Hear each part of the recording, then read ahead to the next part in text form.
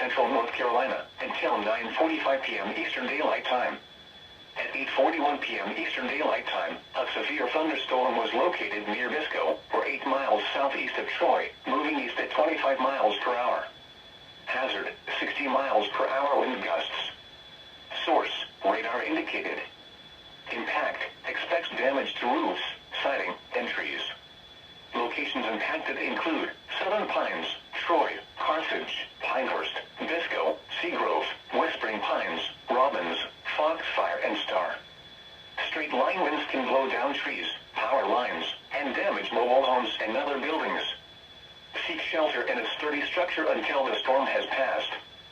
Stay away from windows as flying debris generated by damaging winds can be deadly.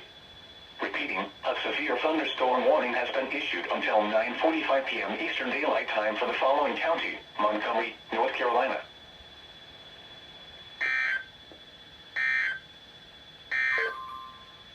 The current time is 8:44 p.m. Eastern Daylight Time.